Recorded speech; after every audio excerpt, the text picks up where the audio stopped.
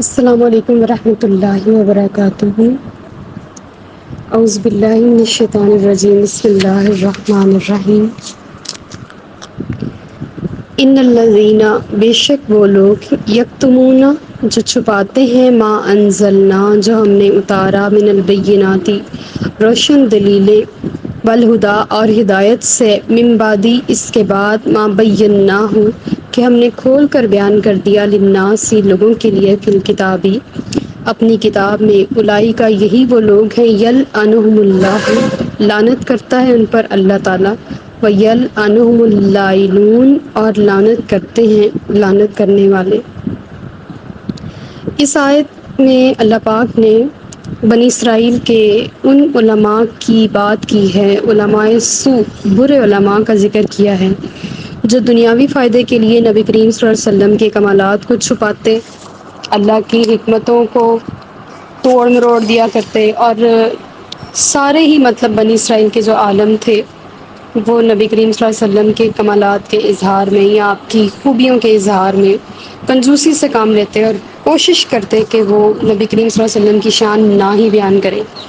اور آپ کو پتہ ہے جب انہوں نے اپنی کتاب میں امینڈمنٹس کی تھی سب سے پہلے، تو تب ہی کی تھی جب انہوں نے ذات مصطفیٰ صلی اللہ علیہ وسلم کو بنی اسماعیل سے آتے ہوئے دیکھا، ان سے گوارا نہیں ہوا کہ حضور جو ہیں وہ اس نسل سے تشریف لے آئے ہیں، لہٰذا انہوں نے اپنی کتاب میں سے نبی کریم صلی اللہ علیہ وسلم کی صفات ہی نکال دی، حضور کا تذکرہ ہی نکال دیا، حضور کے کمالات ہی نکال دیے۔ اللہ تعالیٰ فرما رہے جو چھپاتے ہیں ان چیزوں کو جو ہم نے نازل فرمائی اور روشن دلیلیں اور ہدایت کے ساتھ اور کھول کر لوگوں کے سامنے بیان کرتے ہیں، تو پھر اللہ تعالیٰ بھی ان پر لعنت کرے گا، اور لعنت کرنے والے بھی ان پر لعنت کرتے رہیں گے، یعنی کہ تا قیامت نبی کریم صلی اللہ علیہ وسلم کی شان کو چھپانے والوں پر لعنت ہوتی رہے گی۔ آج جو حضور کی شان میں کمی بیشی کرتے ہیں، ذرا وہ بھی اس آیت کو غور سے پڑھ لیں۔ یہ بے شک اہل کتاب کے لیے آرڈر ہے، لیکن آرڈر تا قیامت تک کے لیے ہے اور سب کے لیے ہے کہ حضور کی شان کو چھپانے کا جو انجام ہے وہ لعنت ہے۔ اللہ تعالیٰ ہمیں اس لعنت سے، اس رحمت سے دوری سے محفوظ رکھے۔ الا الذین، سوائے ان لوگوں کے، تابوا، جنہوں نے توبہ کی، واصلحوا، اور اپنی اصلاح کی، وبینوا، اور ظاہر کر دیا، فاولئک، بس یہی لوگ ہیں، اتوب الیہم، جن کی میں توبہ قبول کرتا ہوں، وانا التواب الرحیم، اور بے شک میں توبہ قبول فرمانے والا، ہمیشہ رحم فرمانے والا ہوں۔ اور جنہوں نے پہلے یہ کام کیا لیکن اس کے بعد انہوں نے توبہ کر لی اور دوبارہ کبھی نبی کریم صلی اللہ علیہ وسلم کی شان میں یا اپنی کتاب کے بارے میں ایسی کسی بات پر انہوں نے عمل درآمد نہیں کیا، تو اللہ تعالیٰ فرما رہے ہیں کہ انہوں نے اپنی توبہ بھی کی، اصلاح بھی کی، اور ساری جو چھپائی ہوئی چیزیں تھیں وہ کھول کر بیان بھی کر دی، تو ایسے لوگ ہیں جن کی توبہ میں قبول کرتا ہوں، اور میں توبہ قبول فرمانے والا، ہمیشہ رحم فرمانے والا ہوں۔ اور یہ آیت مومنوں کے لیے ڈھارس ہے کہ اللہ کی بارگاہ سے جتنی مرضی ہم گناہ کر کے حاضر ہو جائیں، بشرط یہ کہ دوبارہ ان گناہوں کی طرف ہماری توجہ نہ جائے، توبۃ نصوحا کریں، دوبارہ سے وہ گناہ نہ کریں، تو اللہ تعالیٰ ہماری توبہ قبول فرمانے والا، اپنے بندوں پر مہربان ہے، اور وہ خوش ہوتا ہے کہ جب کوئی بندہ توبہ کرتا ہے تو اللہ تعالیٰ اس طرح سے خوش ہوتا ہے کہ جیسے کسی بندے کا اونٹ گم ہو جائے کسی صحرا میں، اور وہ سارا دن اس کو ڈھونڈتا رہے، اور شام کو اچانک اونٹ جو ساز و سامان سے لدا ہوا اس کو واپس مل جائے، اور وہ بندہ کہے کہ یا اللہ تو میرا بندہ اور میں تیرا رب، یعنی کہ وہ اپنے الفاظ بھی پہ بھی غور نہ کرے خوشی کے مارے، اس طرح اللہ تعالیٰ کو اپنے بندے کی توبہ سے خوشی ہوتی ہے، جس طرح اس اونٹ کے گم ہونے والے کو اونٹ ملنے کی خوشی ہوتی ہے۔ یہ حدیث کے الفاظ ہیں۔ ان الذین کفروا، بے شک جنہوں نے کفر کیا، وماتوا، اور وہ مر گئے، وہم کفار، کفر کی حالت میں، اولئک، یہی وہ لوگ ہیں، علیہم، جن پر لعنت اللہ، اللہ کی لعنت ہے، والملائکۃ، اور فرشتوں کی، والناس اجمعین، اور سارے لوگوں کی، جنہوں نے کفر کیا اور کفر میں مرے، یعنی کہ ساری زندگی کفر میں ہی رہے حتیٰ کہ ان کی موت آ گئی کفر کی حالت میں، تو وہ لوگ ایسے ہیں کہ جو اللہ کی رحمت سے دور ہو گئے، اور ان پر فرشتوں کی، سارے لوگوں کی، اور ان کے رب کی بھی لعنت ہے، خالدین فیہا، ہمیشہ رہیں گے اس میں، لا یخفف، نہ ہلکا کیا جائے گا، مخفف کا جو لفظ ہے، اگر اس کو ہم اردو میں لے جائیں تو مشکل اردو میں اس کا معنی بنتا ہے تخفیف کیا جائے گا، رعایت دی جائے گی، ہلکا کیا جائے گا، عنہم العذاب، ان سے عذاب، ولا ہم ینظرون، اور نہ ہی انہیں مہلت دی جائے گی۔ یعنی کہ ایسے کافر جو کفر کی حالت میں دنیا میں چلے گئے، حالانکہ ان پر ان کے نبی بھی تشریف لائے، نبی کریم صلی اللہ علیہ وسلم بھی تشریف لائے، اور اگر وہ نبیوں کے بعد پیدا ہوئے، جیسے کہ یہ والا دور ہے نبوت کے بغیر کا، اس میں ولایت والے تو موجود تھے، اور پھر انٹرنیٹ پہ دنیا میں اب تو ہر جگہ پہ اسلام کی شعائیں پھیل چکی ہیں۔ جو نبی کریم صلی اللہ علیہ وسلم پریشان رہتے تھے کہ میں اس وقت تک چین سے نہیں بیٹھوں گا جب تک اسلام کی روشنی کائنات کے ہر خیمے اور ہر خطے تک نہ پہنچ جائے، تو وہ روشنی آج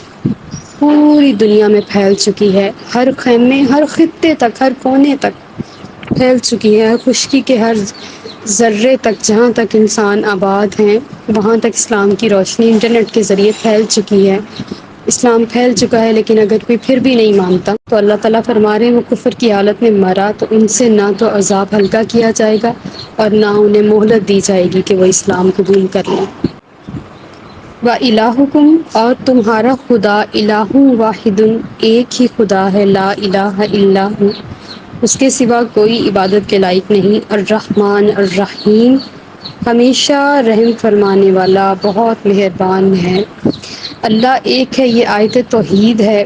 اور اللہ کی وحدانیت کی دلیل اس آیت سے ہمیں ملتی ہے کہ وہ واحد ہے، اس کے واحد ہونے کے لاکھوں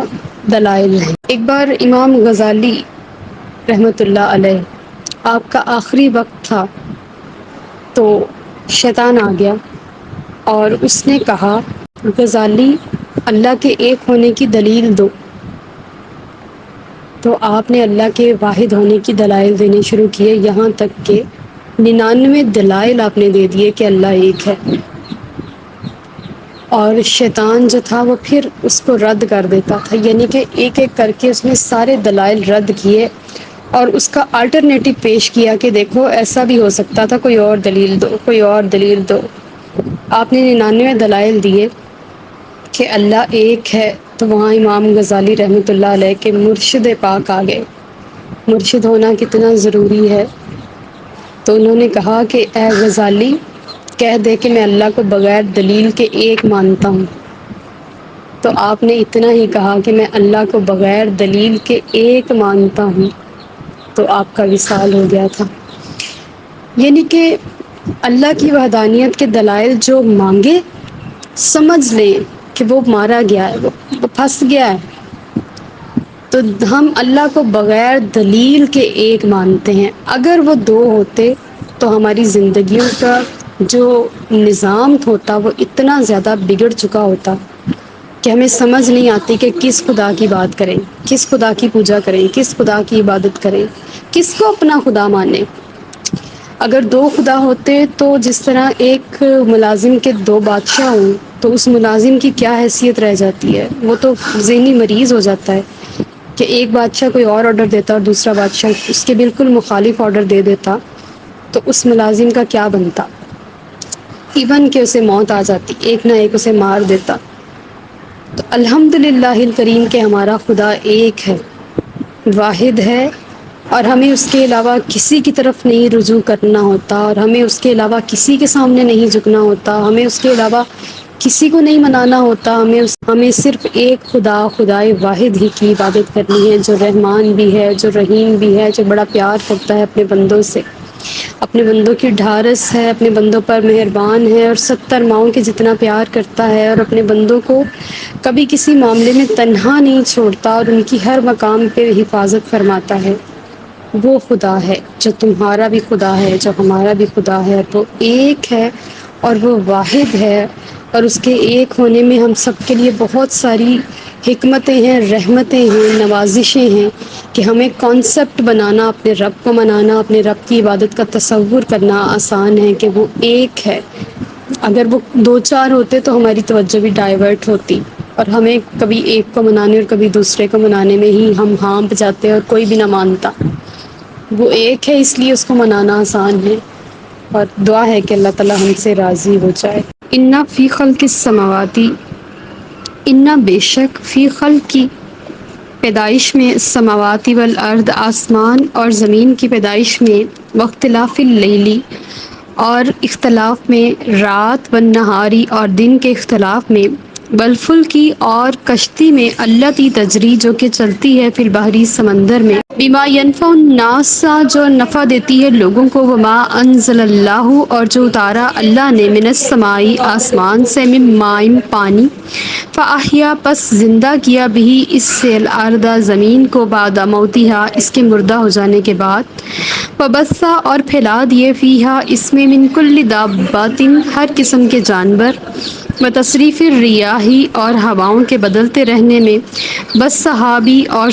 بادلوں کے، المسخری جو کہ مسخر ہیں یا حکم کے پابند ہیں، بین السماء والارض آسمان اور زمین کے درمیان، لآیات نشانیاں ہیں، لقوم یعقلون اس قوم کے لیے جو عقل رکھتی ہے۔ اس آیت کو بہت ساری جگہوں پہ مختلف انداز سے بیان کیا جاتا ہے، یعنی کہ یہ توحید کے دلائل ہیں، اللہ کے ایک ہونے کی دلیل ہے کہ وہ ایک کیسے ہے۔ ہم نے پچھلی آیت میں پڑھا نا، تمہارا خدا ایک خدا ہے، تو اس کے آگے اللہ نے خود ہی اپنے دلائل پیش کیے ہیں کہ میں کیوں ایک ہوں، میرے ایک ہونے میں کیا حکمتیں ہیں اور کیا نشانیاں تمہیں میرے ایک ہونے کی نظر آتی ہیں، کہ سب سے پہلی آسمان اور زمین کی پیدائش ہے اور رات اور دن کا اختلاف ہے۔ آپ دیکھیں کہ آسمان اور زمین ازلوں سے جس طرح سے سجے ہیں، کتنی آنکھیں کھلی ہیں، کتنی بند ہوئی ہیں، کتنے لوگ دنیا میں آئے ہیں، کتنے گئے ہیں، سب نے اس آسمان اور زمین کو ایسے ہی سجا سجایا دیکھا ہے۔ ایسے ہی نیلی چھت ہے، ایسے ہی ستارے سیارے، سورج چاند، ایسے ہی وقت مقررہ پہ چاند اور سورج کا نکلنا اور ڈوبنا، ایسے ہی رات اور دن کی گردش، ایسے ہی دنوں اور تاریخوں کا حساب، ایسے ہی اسلامک اور انگلش ڈیٹس کا حساب، یعنی کہ یہ صدیوں سے ایک ترتیب کے تحت جیسے چلتا چلا آ رہا ہے، آج تک ویسے کا ویسے ہی چلتا چلا جا رہا ہے۔ اس میں اللہ کے ایک ہونے کی دلیل ہے کہ وہ واحد ہے، اور ان جہازوں کی جو سمندر میں چلتی ہیں، جو کشتیاں اور بڑے بڑے بحری جہاز اور آبدوزیں اور جتنی بھی چیزیں جو انسان نے بنا لی ہیں، سب سے پہلے نوح علیہ السلام نے تو ایک کشتی ہی بنائی تھی، لیکن اس کے بعد اس کو ترقی کر کے انسان جہاں تک بھی پہنچ چکا ہے، جتنی بھی چیزیں سمندر میں چلتی ہیں، اور یہ ساری بما ینفع الناس لوگوں کے لیے نفع بخش ہیں، فائدہ پہنچاتی ہیں لوگوں کو،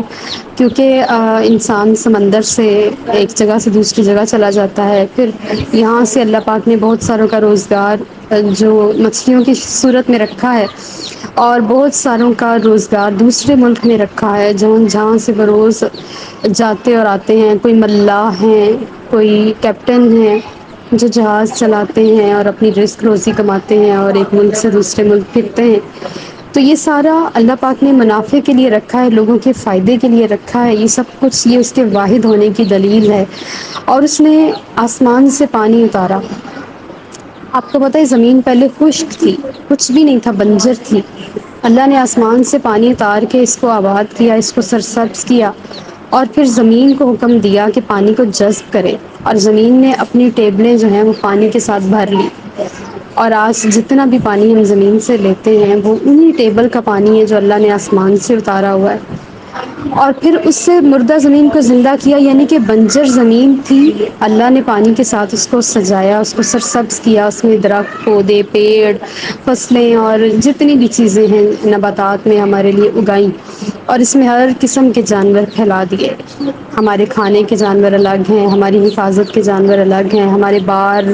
برداری کے جانور جو ہیں وہ مال برداری کے الگ ہیں، اور جنگلوں میں رہنے والے الگ ہیں، اور مچھلیاں سمندر میں اور جتنی بھی آبی مخلوق ہے۔ آپ کو پتہ ہے دنیا میں ابھی تک سمندری مخلوق کا 15% دریافت ہوا ہے، 85% سمندری مخلوق کے بارے میں کوئی نہیں جانتا، کیونکہ وہ اتنے گہرے سمندر میں اور اتنی نیچے ہیں کہ لوگ ابھی اس کے بارے میں تحقیق کر رہے ہیں۔ ابھی یہ انڈسکوریبل ہے، ابھی یہ ڈسکور نہیں ہوئی، ابھی یہ پروسیس میں ہے۔ آپ دیکھ لیں ہمیں دنیا میں آئے 10 لاکھ سال ہو گئے، یہ ابھی تک پروسیس جاری ہے، تو کتنی وسیع مخلوق اس نے بنائی ہے سمندر کی، یہ وہی جانتا ہے۔ ہر قسم کے جانور اس نے پھیلائے ہیں پوری دنیا میں، یہ وہی جانتا ہے ان کی کیا تعداد ہے، کتنے زندہ ہیں کتنے مر گئے۔ اور ہواؤں کے بدلنے سے اب دیکھیں ہوا بدل رہی ہے، موسم چینج ہو رہا ہے، تو ہوا بدلتی ہے تو موسم بدل جاتا ہے، پر لاکھوں صدیوں سے ہوائیں بدل رہی ہیں،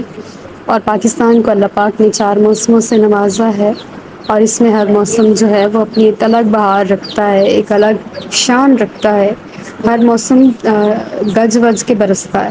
ہر موسم اپنا آپ بتا کے جاتا ہے۔ تو آج کل بھی جو موسم ہے وہ بتا رہا ہے کہ یہ بدلنے والا ہے، اور بس صحابی اور جو بادل آسمان اور زمین کے درمیان کھڑے ہو جاتے ہیں انہیں کون اٹھانے والا ہے؟ چلے آسمان کو تو اس نے اوپر سے تھام رکھا ہوگا کہ وہ ہمارے اوپر نہیں گرتا، لیکن بادلوں کو زمین و آسمان کے درمیان کون کھڑا کرتا ہے؟ وہ کسی کے اوپر گر کیوں نہیں جاتے؟ بہت کم ایسا سنا ہے کہ کسی جگہ پہ بادل پھٹ گیا اور وہ گر گیا، لیکن اللہ نے اس کو زمین و آسمان کے درمیان مسخر کر رکھا ہے، سجا رکھا ہے، حکم کا پابند کر رکھا ہے، اس کو اسٹاپ کر رکھا ہے کہ وہ ہمارے اوپر گرتا نہیں ہے بلکہ زمین و آسمان کے درمیان لٹکتا رہتا ہے، معلق رہتا ہے۔ اور اس میں عقل والوں کے لیے نشانیاں ہیں، یعنی کہ جو اللہ کو ایک مانتے ہیں ان کو اس میں سارے دلائل نظر آ جاتے ہیں کہ اس کے واحد ہونے کی کیا کیا دلیلیں ہیں۔ وما علینا الا البلاغ المبین۔